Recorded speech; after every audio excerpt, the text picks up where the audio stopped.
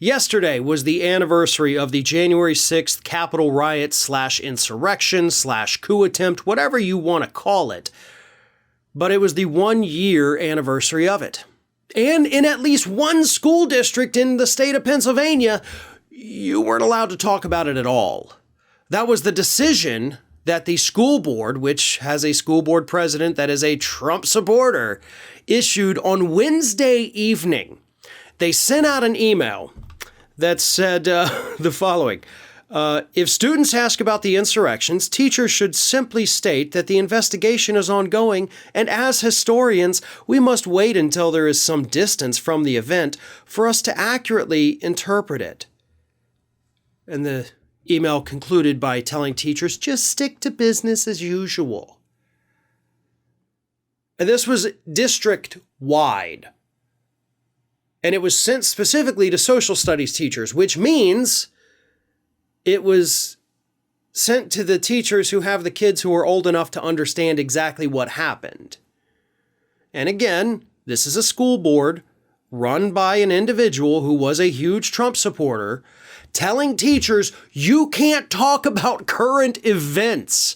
You can't talk about one of the most monumentous occasions that these kids have lived through because, of course, being in middle school, high school, they weren't alive through 9/11.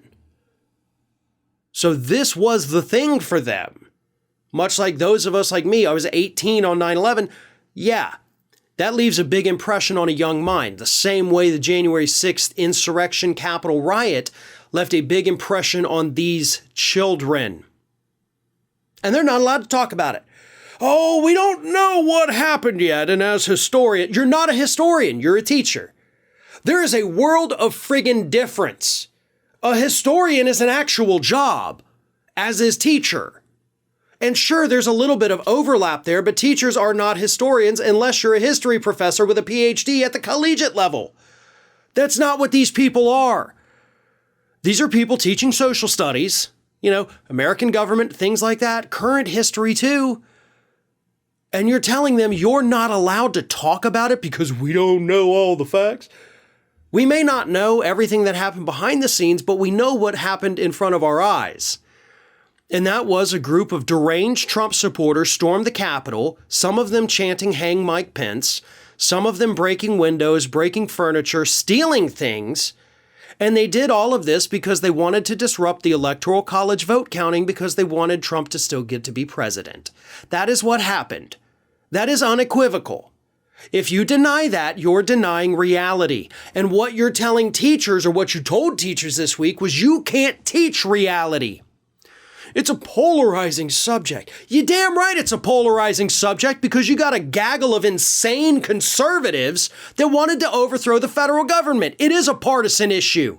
It is political because one of our political parties lost their damn minds because they followed a con man who for some reason they believed to be the second coming of Jesus Christ. That's what happened. And sure, maybe you could find a better way to explain it to children than what I just did. But that doesn't mean that what I just said wasn't accurate. Because that's what happened. We saw it unfold, and it is an absolute disgrace for this school district to tell teachers that you can't even talk about what happened on that day.